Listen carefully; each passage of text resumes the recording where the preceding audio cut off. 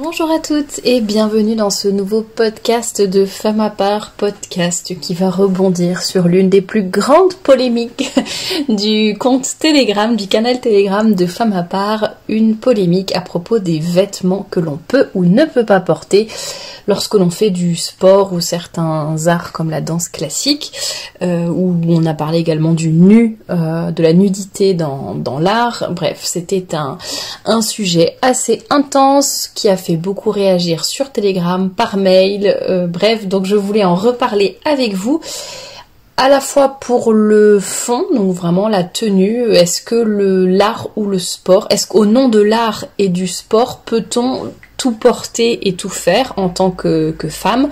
Est-ce que la nudité, si c'est, ou je sais pas, une tenue moulante par exemple, dans le cadre de la danse classique, est-ce que ça devient décent ou parce que en fait c'est de l'art ou c'est du sport? La question mérite d'être posée. Je pense que ça vaut le coup d'essayer d'y répondre, et de façon un peu plus large, ce podcast a pour but d'également vous faire réfléchir à la façon dont on intervient dans des débats, à la façon dont on va pouvoir réfléchir, se remettre en question, ne pas forcément juger les autres, etc. Et surtout essayer de se dire, voilà, je vais essayer d'apprendre quelque chose. Le but sur cette terre aussi, c'est toujours d'essayer d'être la meilleure possible, d'être pas seulement une sainte, mais une grande sainte, d'avoir de grandes ambitions à ce niveau-là, et en tout cas d'essayer de comprendre et de réfléchir à certains sujets sans se braquer, sans les rejeter d'un revers de main. Et d'ailleurs, il y a beaucoup de choses intéressantes qui se sont passées dans cette discussion sur Telegram, parce que justement, il y a des personnes qui savent intervenir dans ce genre de débat, et c'est ça qui était intéressant, c'est voilà, quand on donne notre avis, qu'on essaye de susciter d'autres réflexions, de dire attention, vous n'avez pas pensé à réfléchir à ça, oui, mais si vous dites ça, alors est-ce qu'on peut considérer ça ? Vous voyez, moi je trouve ça intéressant, un petit peu la mécanique du débat, et sans avoir forcément une réponse claire à la fin, mais au moins ça donne quelques pistes de réflexion, et c'est ça que j'ai trouvé intéressant dans ce débat sur l'art, le sport et la tenue vestimentaire que l'on peut avoir dans ces domaines-là. Alors l'objectif n'est pas de vous donner une réponse toute faite, désolée si c'est ce que vous attendiez dans ce podcast. Je vais quand même évidemment vous donner des conseils pratiques juste pour commencer avant de rentrer dans le fond du débat. Le but est de vous faire réfléchir à ce sujet, de vous faire voir les choses autrement, pour qu'ensuite vous ayez toutes les clés pour décider un peu de ce que vous allez mettre en pratique ou pas. Moi je trouve ça vraiment intéressant de réfléchir à ces choses-là. Ça ne veut pas dire qu'on est d'accord avec tout, ça ne veut pas dire qu'il y a une solution toute faite et facile, ça ne veut pas dire qu'on se juge mutuellement. Ne vous sentez pas agressé, ne vous sentez pas jugé. C'était très intéressant d'ailleurs de voir dans ce débat la façon dont les personnes réagissaient. Là le but c'est vraiment d'essayer de réfléchir tout ensemble. Vous pouvez d'ailleurs réagir en commentaire sous ce podcast, n'hésitez pas. C'est ça qui est intéressant, c'est parfois juste en posant certaines questions, voilà, ça nous fait réfléchir et ça nous pousse à aller plus loin dans notre réflexion tout simplement, et c'est ça que je trouve intéressant. Donc évidemment le but ici, en parlant de tenue vestimentaire et de sport, le but c'est de trouver le meilleur équilibre possible entre à la fois évidemment le côté pratique, le côté décent, par exemple, je sais pas, courir en jupe, ça n'est pas forcément le mieux qui existe du point de vue de la décence, étant donné que quand on court, la jupe va se soulever, et on peut un peu tout voir. Par exemple, le côté pratique, puisque, je sais pas, pareil, si vous faites ne serait-ce que, je sais pas, de l'acrobranche ou autre, en jupe longue, vous pouvez vous prendre les pieds dedans et tomber, tout simplement. Donc, le côté pratique, le côté décent, le côté ridicule, entre guillemets, si on sort complètement du lot et qu'on a une tenue qui n'est pas adaptée à l'activité que l'on fait, est-ce que ça va avoir le bon impact sur les personnes que l'on va rencontrer. Voilà, tenue pratique, qui ne soit pas dangereuse, ne pas tomber dans la pudibonderie pour autant. Ah, je vois un bout de peau, alors ça n'est pas bon. Non, on ne tombe pas non plus dans ces extrêmes-là. De l'autre côté, l'extrême de dire, enfin l'extrême entre guillemets, de dire on ne réfléchit pas, on ne réfléchit à rien, on s'en fiche, on s'adapte en permanence à ce que fait le monde et on fait en permanence ce que fait le monde, la société qui nous entoure sous prétexte justement qu'il faut s'adapter, qu'il ne faut pas sortir du lot, qu'il ne faut pas que si on fait quelque chose de différent, on va forcément être ridicule, qu'il faut être pareil que les autres et que la seule différence à la limite c'est qu'on va à la messe le dimanche et encore on ne le dit pas trop. Vous voyez, c'est vraiment les chrétiens de façade ou les chrétiens au contraire qui cachent leur foi au fond du boisseau et qui ne la montrent jamais en aucune circonstance.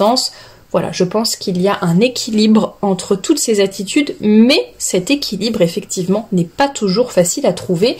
Et comme d'habitude, par rapport au texte de l'église ou autre, par exemple, il n'y a pas forcément, comme pour la tenue vestimentaire de façon générale, hein, en dehors du sport, il n'y a pas forcément de recommandations, de directives qui soient très précise et très pratico-pratique, quoi. On ne va pas vous dire alors prenez tel modèle de maillot de bain, prenez tel modèle de survêtement, vous en trouverez à tel rayon chez Decathlon. Vous voyez, non, ça n'existe pas, ce genre de consignes hyper précises. Par contre, il y a des textes, comme sur la tenue vestimentaire de façon générale. Pour le sport, il y a également quelques petits textes. Je vous en lirai des extraits tout à l'heure. Et même si ça n'est pas pratico-pratique, ça peut nous aider à réfléchir et à avancer. Donc aujourd'hui, je vous en prie, ne vous braquez pas, je ne suis pas là pour interdire, pour juger, pour permettre, ni quoi que ce soit. Là, on est vraiment là pour discuter, pour vous ouvrir des pistes de réflexion et je vais très souvent en fait poser des questions pour vous faire réfléchir et puis après c'est chacune dans le secret de son cœur et de sa conscience qui va pouvoir avancer. Alors juste avant de commencer sur les recommandations pratiques, n'hésitez pas, pour donner de la visibilité à mon travail, de vous abonner à cette chaîne, de partager la vidéo si elle vous a plu, de la commenter, d'intervenir en commentaire sous cette vidéo, de mettre un petit pouce bleu si ce podcast vous plaît et n'oubliez pas également de consultez tout simplement la description sous cette vidéo qui vous donnera pas mal de liens, notamment pour acheter mon livre, vers la boutique de robes et d'accessoires et de mantilles, vers les différents réseaux sociaux de Femme à part, donc n'hésitez pas à regarder sous la vidéo. Alors, de façon pratico-pratique, j'avais déjà fait un article sur la façon de faire du sport tout en étant décente.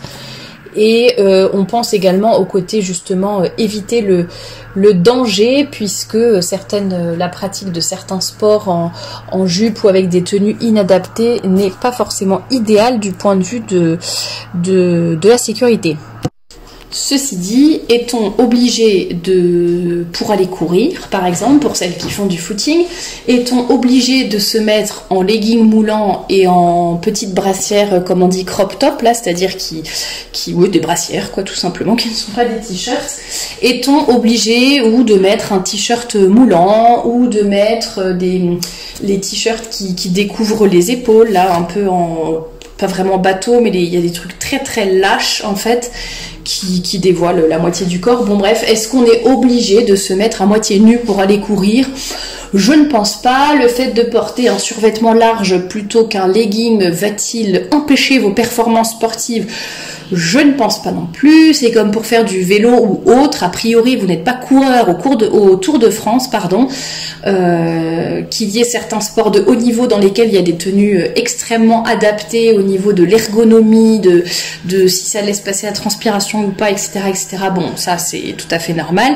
A priori, ça n'est pas votre cas. Et si c'est votre cas, d'ailleurs, j'y reviendrai juste après. Mais en tout cas, pour le commun des mortels, on va dire, vous et moi, a priori, on peut très bien aller courir, par exemple, en ayant un survêtement qui n'est pas moulant, en ayant un t-shirt qui couvre les épaules, qui couvre le corps au maximum et qui n'est pas moulant, c'est tout à fait possible. Je vous ai donné le premier exemple qui m'est venu, qui est celui du footing. On peut penser à la plage, pareil, ou à la piscine. Est-ce que c'est vraiment nécessaire d'avoir maillot de bain 2 pièces à peine couvrant pour aller faire des longueurs ou pour aller à la plage, je ne pense pas. Donc idem, on essaie de se couvrir un maximum, d'avoir une robe de plage par exemple pour les moments où on ne va pas être dans l'eau. Je reviendrai à la plage aussi tout à l'heure. Pareil au niveau de l'art, alors là la question de la personne en l'occurrence sur le canal Telegram, c'était par rapport à la danse classique. Si vous avez la possibilité de mettre une petite jupette, un cache-cœur, il y a beaucoup de solutions d'ailleurs qui ont été, enfin plusieurs solutions qui ont été évoquées sur le canal pour justement montrer qu'on pouvait aussi avoir une tenue de danse à valider avec le prof, mais qui respectait quand même un petit peu mieux la décence que juste une espèce de juste au corps qui ressemble à un maillot de bain ultra moulant et qui ne couvre rien. Voilà, il y a d'autres petites solutions si elles sont acceptées par le professeur et qui permettent d'être davantage couvertes sans être entravées du tout dans les mouvements. Donc à voir aussi. Pensez tout simplement par rapport à ce débat, est-ce que c'est un sport que l'on pratique seul chez soi?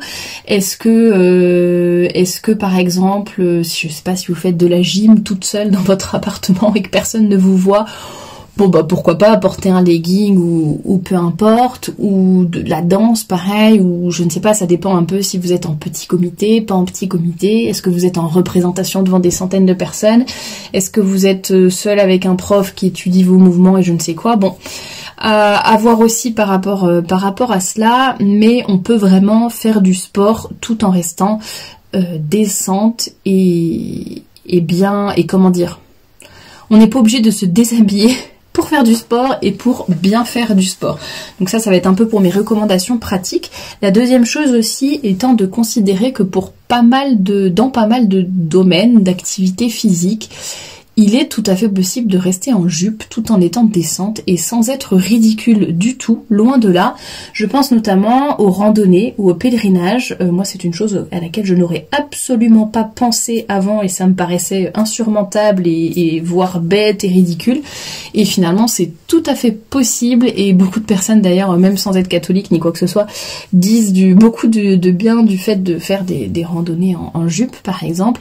Il suffit d'avoir des jupes adaptées, de la bonne longueur, de prendre des tissus qui ne craignent pas, de prendre des couleurs pourquoi pas un peu foncées si vous avez peur de vous tacher ou de vous salir, de prendre des modèles amples qui ne vont pas gêner, qui ne vont pas empêcher vos mouvements. Pourquoi pas mettre un petit legging ou un petit cycliste par-dessous votre jupe pour, au cas où, si vous avez besoin de vous asseoir, de faire certains mouvements et que vous ne soyez pas à vous retrouver les fesses à l'air parce que vous randonnez en jupe. Si c'est très... Bon, évidemment, ça en fait, oui, je vais vous prévenir, mais évidemment, si vous faites de la... de la randonnée très très escarpée, là, de l'escalade, pardon. Enfin, là pour moi, c'est le bon sens. C'est là où je dis, il faut que le bon sens intervienne, parce que souvent, dans ce genre de débat, il y a toujours quelqu'un qui va dire « Ah oui, mais alors, si je fais... Donc, vous me recommandez de mettre une jupe jusqu'aux chevilles, si je comprends bien, Thérèse, c'est ça que vous recommandez quand on fait de l'escalade, ou quand on va pendant 10 jours en trek, en plein hiver, escalader le Mont Blanc, et... » Alors là, parfois, je me retiens pour répondre des choses pas très sympathiques, mais là, vraiment, faites fonctionner votre bon sens. Là, je ne peux pas parler pour tout le monde, pour toutes les situations. Là, je vous donne un peu de façon générale pour les sports basiques, entre guillemets, que l'on peut pratiquer dans une vie standard. Bon, c'est un peu bizarre de dire ça comme ça, mais voilà, faites fonctionner votre bon sens. Évidemment, il y a des situations où ça n'est pas possible, mais de façon générale, d'après mon expérience, et je ne suis pas la seule à le pratiquer, les pèlerinages, les randonnées, tout ce genre de marches, etc. C'est tout à fait possible en jupe. Et il y a beaucoup d'autres choses qui sont possibles en jupe et en robe, notamment de faire du vélo, par exemple. Idem si vous êtes en train de faire du vélo cross sur des gravillons avec une échelle une pente à 15-20%, la planche des Belles Filles dans les Vosges par exemple. Bon, si vous êtes vraiment là pour vous entraîner pour le Tour de France et que vous le faites avec une robe longue en soie et des talons, non, effectivement non, ça là oui, vous serez ridicule et non, vous n'arriverez à rien faire et oui, ça se prendra dans les rayons, etc. Bon, il y a un article sur le blog pour vous aider, plein d'astuces pour vous aider à faire du vélo en jupe. Là, je parle si vous faites une balade normale à vélo à peu près à plat, ou si vous vous déplacez en ville en vélo plutôt que de prendre votre voiture, c'est possible de rester en jupe et en robe. Il y a énormément de femmes qui font cela, donc évidemment que c'est possible sans danger, sans se salir ni quoi que ce soit. Il faut juste connaître les astuces, donc je vous mettrai le lien en barre d'infos juste sous cette vidéo si ça vous intéresse d'en savoir plus. Mais ce que je veux dire, c'est qu'on ne peut pas prendre toujours des exemples extrêmes pour justifier toute une réflexion. Donc par exemple dire ah bah Jeanne d'Arc était en pantalon, Jeanne d'Arc a été canonisée par l'Église, donc je peux me mettre en pantalon pour tous les jours et ça ne posera pas de problème d'aucune sorte. C'est un petit peu un raccourci quand même. Ou de dire bah tiens, quand on fait de l'escalade professionnelle ou je ne sais pas quoi et que on a besoin d'être en pantalon quoi et pas en jupe et en robe, donc pour tous les sports on peut se mettre on ne doit sous aucun prétexte se mettre en jupe et en robe. Non, ça n'est pas valable non plus comme argument. Là pareil, j'essaie de vous faire réfléchir et de vous montrer un petit peu les pièges qui peuvent exister, prendre toujours des exceptions ou des choses un peu extrêmes pour justifier ensuite toute une réflexion. Non, ça n'est pas honnête intellectuellement. Par rapport à certains sports aussi, tant que j'y pense, par exemple pour je sais pas, vous faites de l'acrobranche ou je ne sais quoi et que vous tenez absolument à être en pantalon quoi entre guillemets, est-ce bien nécessaire de se mettre en petit short moulant par exemple, ou est-ce qu'on peut pas juste avoir un survêtement long, large qui va nous permettre de faire nos mouvements sans pour autant nous déshabiller complètement. Vous voyez, c'est ce genre de réflexion aussi qu'il faut avoir d'un point de vue vraiment pratico-pratique quand on choisit sa tenue de sport, tout simplement. Et qu'est-ce que je pouvais vous dire d'autre sur le côté pratique? Eh bien, ça me reviendra, je pense, mais effectivement, il y a beaucoup de bon sens. Ah oui, si, je sais ce que je voulais vous dire. Et réserver les tenues de sport pour le sport. Alors, ça peut paraître un peu bête, dit comme ça, mais on peut s'habituer à se dire, bon, bah, je vais traîner en survêtement toute la journée, ou en vieux t-shirt un peu moche toute la journée, alors que soit d'un point de vue de l'esthétique, de l'élégance, ça n'a aucun intérêt, évidemment, et du point de vue de la féminité, évidemment, on a quand même vu mieux comme tenue. Donc que ce soit pour vos enfants aussi, qu'il y ait une tenue justement pour aller à l'acrobranche par exemple, c'est une chose. Quand l'acrobranche est finie, on se remet en jupe, on se remet en robe et c'est terminé. Voilà, et il y a également une autre pensée qui m'est venue à l'esprit et qui évidemment est partie aussitôt, mais ça me reviendra peut-être. Enfin voilà pour le côté un peu pratique. La question que je vais vous poser maintenant, c'est le contexte justifie-t-il tout? C'est-à-dire, au nom de l'art ou au nom du sport, peut-on tout faire et peut-on tout porter? Alors ça, j'attends vos réflexions par rapport au nu dans, je sais pas, dans certains tableaux, par exemple la nudité dans certains tableaux. Est-ce que de peintres même qui datent de centaines d'années ou peu importe ou plus récents, est-ce qu'au nom de l'art, on peut tout nudifier? Je sais pas si ça se dit, rendre tout nu, enfin mettre de la nudité partout. Est-ce qu'on peut le faire au nom de l'art? Est-ce que ça n'est pas gênant parce que c'est de l'art, c'est de la peinture, c'est je ne sais pas quoi? Est-ce qu'on peut, je ne sais pas, emmener ses enfants dans un musée où il y a pas mal de peintures où on voit des femmes nues, par exemple? C'est une vraie question. Je n'ai pas vraiment d'opinion arrêtée là-dessus. J'ai un peu ma petite idée. Enfin, il y a quand même des choses qui me dérangent parce que je trouve qu'après c'est un peu compliqué de voir la limite. Mais justement, ça peut être intéressant d'entendre vos réflexions par rapport à ça. Est-ce que l'art nous peut tout justifier? Et pareil, est-ce qu'au nom de la pratique d'un sport, on peut tout faire? Voilà, est-ce que, je sais pas, vous êtes volleyballeuse, joueuse de volleyball professionnelle, vous participez aux Jeux Olympiques, vous devez donc être en petite culotte et petite brassière sur le terrain en train de faire tous les mouvements possibles et imaginables. Est-ce que vous vous sentirez à l'aise puisque de toute façon c'est l'uniforme qu'on vous impose et vous n'avez pas le choix et puis c'est le sport, donc en fait c'est un contexte de sport, donc peu importe, votre conscience est sauve, c'est dans un contexte sportif, ça n'est pas pour vous exhiber, ça n'est pas pour vous... D'ailleurs, vous n'avez aucunement l'intention de faire du mal ou de tenter les hommes, donc votre intention est claire, donc pas de problème, voilà. Est-ce qu'on peut dire que votre intention et le contexte suffit ? Voilà, c'est une question que je pose. Est-ce que le contexte justifie tout ? C'est-à-dire, on a beaucoup parlé dans ce débat aussi de la piscine, de la plage. On ne s'habille pas de la même façon pour aller à la plage et on ne s'habille pas de la même façon pour aller à l'église. On est bien d'accord sur ce point-là. Le fait d'être à la plage ou à la piscine permet-il de se déshabiller plutôt d'ailleurs, comme autant qu'on le souhaite sans aucun problème. Le fait d'être à la plage, est-ce que du coup on peut se mettre, alors sans aller jusqu'au topless, bien sûr, nous ne sommes pas comme ça, voyons, mais le fait de même se mettre en maillot de bain comme ça, étalé sur la plage toute la journée, est-ce que c'est bon? Est-ce qu'on emmène nos enfants sur une plage où la moitié des femmes sont en topless, justement, donc juste en petite culotte, ou alors si elles ont un haut, de toute façon ça ne couvre pas grand-chose, où les gens se tiennent mal? Est-ce qu'on emmène ses enfants dans des lieux pareils? Est-ce qu'on emmène son mari dans des lieux pareils? Voilà, je vous laisse réfléchir à tout ça. J'avais fait un article sur la plage également sur le blog, j'essaierai de penser à vous le mettre en barre d'infos.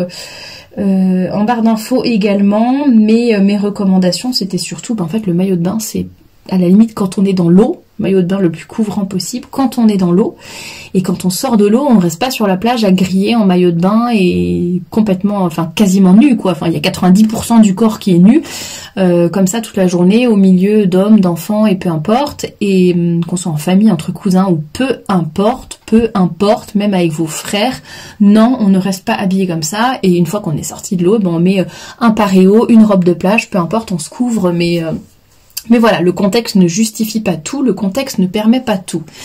Autre réflexion par rapport au sport de haut niveau, j'ai donné tout à l'heure l'exemple des joueuses de volley-ball, quand on est catholique ou qu'on a certains principes sur la pudeur, sur la décence, etc., sur la pureté, est-ce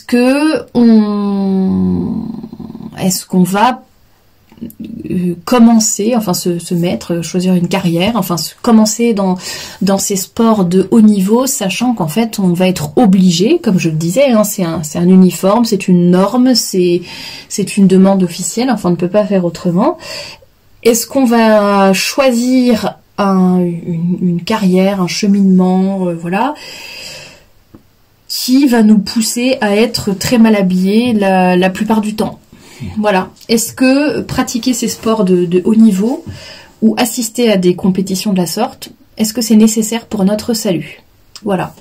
Alors c'est Pie XII qui disait en 1952 « Il y a en outre dans le sport et dans la gymnastique, dans les exercices rythmiques et dans la danse, un certain nudisme qui n'est ni nécessaire ni convenable. » Il y a deux choses, c'est ni nécessaire ni convenable.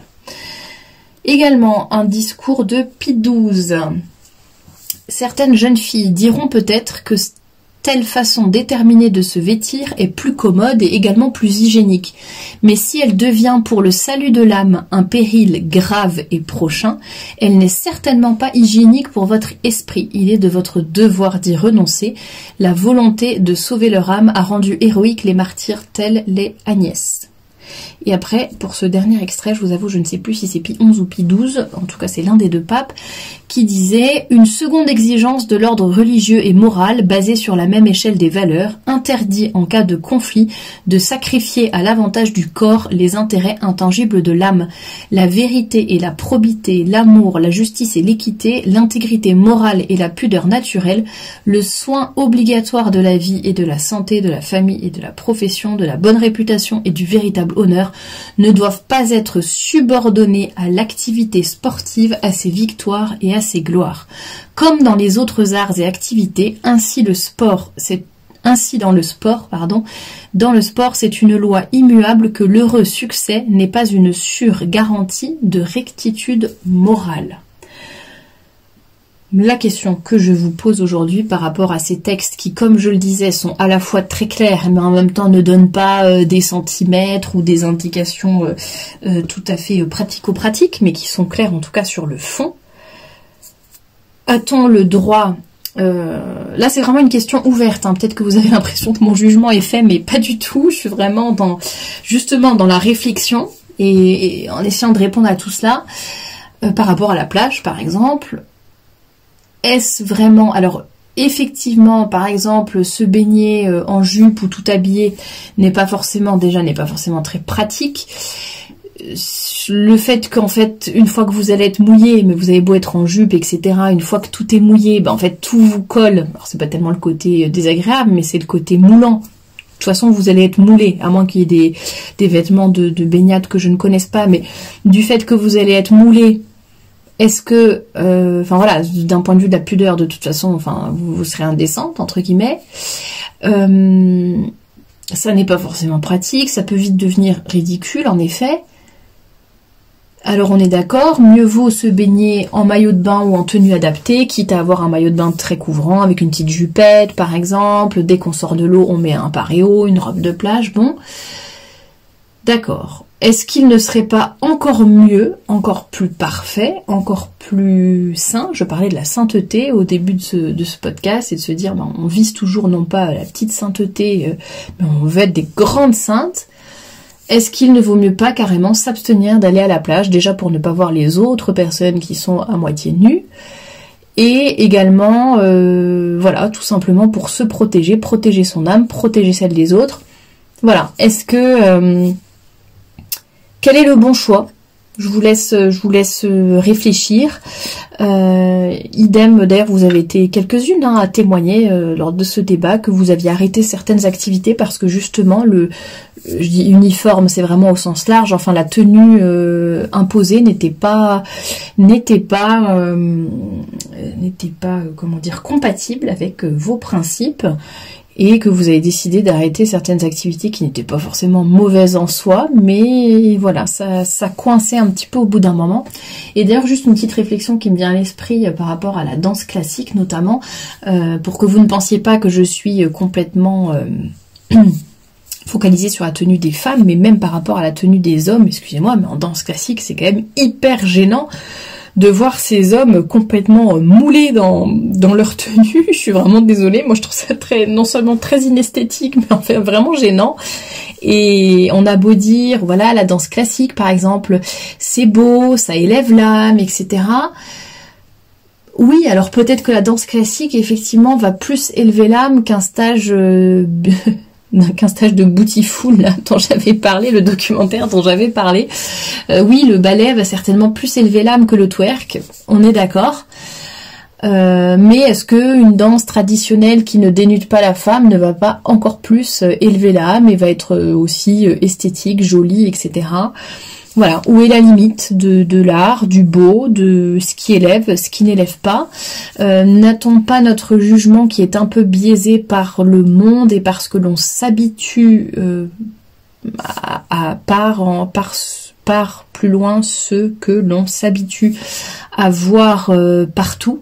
Le fait de voir de la nudité, le fait d'être tellement habitué à voir toutes ces choses, est-ce que ça ne va pas nous biaiser un peu notre jugement et à chaque fois on va hausser les épaules et se dire non mais c'est bon, faut pas exagérer ou faut du bon sens ou faut être équilibré? Ben justement, est-ce que l'équilibre consiste toujours à faire un compromis avec le monde ou pas? Vraie question. Est-ce que le synonyme, enfin le symbole, ce qui va prouver que vous êtes une personne équilibrée et que vous n'êtes pas pudibonde et que vous n'êtes pas en train d'exagérer et que vous n'êtes pas dans les extrêmes, est-ce que pour prouver votre bonne foi et votre équilibre, est-il nécessaire forcément de faire un compromis?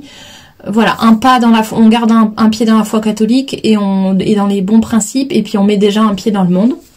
Vraie question, est-ce qu'il faut absolument faire des compromis pour paraître être une personne équilibrée? Voilà. Vraie question aussi. Et comme je le disais tout à l'heure, voilà, il y a peut-être des choses auxquelles on devrait renoncer si ça n'est pas en adéquation avec nos valeurs. Hein, ça n'est pas facile, pas du tout. Par rapport à la danse classique aussi, j'ai eu des retours par rapport au côté esthétique qui peut effectivement l'emporter sur le côté sensuel, mais la ligne effectivement est très ténue, quoi, enfin très fragile entre l'art, l'esthétique, la sensualité et la beauté, enfin en tout cas pour la danse, hein, pas pour le volleyball, mais voilà pour la danse classique. D'ailleurs, il y a eu des réflexions très intéressantes sur le canal par rapport... je me concentre un peu sur la danse classique parce que c'était la base de la question de la jeune fille. Par rapport à la danse classique aussi, comment étaient nées les tenues des danseuses, les tutus, dans quel contexte, comment était un peu née la danse classique, et qu'il y a quelques siècles, quand c'était né, c'était vraiment des femmes de mauvaise vie, c'était un lieu de très mauvaise fréquentation, l'opéra, enfin en tout cas les ballets, tout ça. Les tutus avaient été inventés justement pour leur côté provoquant, impudique, etc. On voit aussi, évidemment, ça n'est plus le cas à l'heure actuelle. Voilà. Est-ce qu'on s'est habitué à tout? Est-ce qu'on peut tout voir, tout faire? C'est un petit peu la question que je vous pose aujourd'hui. Donc, j'espère que j'ai répondu à certaines de vos interrogations par rapport au sport de façon concrète. Si je vais aller faire mon footing, est-ce que je peux le faire de façon décente? Il y en a une par exemple qui disait qu'elle faisait du judo, donc elle était forcément en pantalon, entre guillemets, même si c'est la tenue de... Vous savez, c'est les pantalons très larges et les espèces de... Comment ça s'appelle? Les vestes, là, avec la ceinture. Oui, c'est un pantalon en soie. Est-ce que ça veut dire que la personne qui fait du karaté ou du judo, du coup, n'est pas du tout féminine ou va aller en enfer parce qu'elle a porté un pantalon? Je vous laisse répondre à cette question. Mais toujours est-il que, voilà, on revêt un uniforme pour le sport ou pour un contexte particulier. Ça, il faut le garder en tête. Donc voilà, j'ai essayé de vous donner à la fois des recommandations pratiques et en même temps de vous faire réfléchir à cette histoire de contexte, d'équilibre, de bon sens, de perfection, de renoncement, de compromis avec le monde. Vous voyez, ces questions ne sont pas si évidentes que ça. Il n'y a pas de réponse toute faite et très facile, je trouve. Oui, il y a des choses qui sont évidentes dans le sens, oui, on va pas aller courir en étant en brassière et en short, par exemple. Ceci dit, il y en a peut-être qui vont me donner de très bons arguments, enfin, je n'y adhérerai pas, mais qui vont, eux, penser avoir de très bons arguments par rapport à cela. La plage, il y en a qui vont effectivement dire qu'il ne faut pas y aller du tout, il y en a d'autres qui vont dire que c'est ridicule et qu'on peut bien y aller et que oh là là, on va pas non plus rester trop habillé, c'est le contexte, etc. Le nombre de fois on voit des familles entières, des cousins, des jeunes, des amis qui sont tous à moitié nus les uns avec les autres et toute la journée les uns sur les autres et qui en plus ne se tiennent pas forcément bien. Je suis vraiment désolée, mais moi ça me pose un problème et je pense que c'est pas du tout sain S-A-I-N ni S-A-I-N-T d'ailleurs. Donc faisons attention et quoi d'autre? Voilà, non, tout ça pour vous alerter sur le fait que ce ne sont pas forcément des réponses faciles, mais qu'il faut vraiment y réfléchir de façon posée, que c'est un peu trop facile de dire l'équilibre, le bon sens et voilà. Bah ouais, comme je l'ai dit, est-ce que l'équilibre et le bon sens, ça veut dire avoir un pied dans le monde déjà? Est-ce que ça veut dire qu'il faut rejeter complètement le monde à tout prix, ne jamais rien faire comme les autres? Non, le but c'est pas juste de se rebeller pour se rebeller ou de faire différemment pour faire différemment, pas du tout. Il y a des bonnes choses dans le monde aussi, hein, dans le domaine du sport, de l'art, etc. bien sûr. Mais donc faisons attention à ne pas arriver à des conclusions hâtives, donc trop rapidement. Faisons attention à ne pas juger les autres pour ce qu'ils font ou ce qu'ils ne font pas. Si vous allez à la plage en bikini, c'est forcément que vous êtes une mauvaise personne. Si vous skiez en jupe, c'est que forcément vous êtes ridicule et coincé. Voyez, ne jugeons pas trop hâtivement et essayons d'apprendre les unes des autres. Et parfois ça peut nous conforter dans nos opinions, justement, de se dire bah non, moi j'y arrive, moi c'est ce qui me convient et voilà. Et puis au contraire, si c'est peut-être ça vous ouvrira à d'autres perspectives, je ne sais pas. En tout cas, j'espère vous avoir éclairé avec ce podcast et surtout vous avoir fait réfléchir. J'espère que les textes que j'ai cités des papes vont vous aider aussi à réaliser que le bien de l'âme est évidemment toujours supérieur au bien du corps. Ça ne veut pas dire qu'il ne faut pas faire de sport, qu'il ne faut pas prendre soin de sa santé, mais évidemment c'est très important de bien tenir en considération que c'est le bien de notre âme et de celle des autres, parce qu'on n'est pas seul dans ces décisions situation-là. C'est le bien de l'âme qui est à prendre en compte, qu'il y a certaines positions, certaines activités qui ne sont ni nécessaires ni convenables. Et voilà, j'espère que ça vous aura un petit peu éclairé. N'hésitez pas à réagir en commentaire, à me dire ce que vous avez pensé de ce sujet. Et je vous dis à très bientôt pour un nouveau podcast.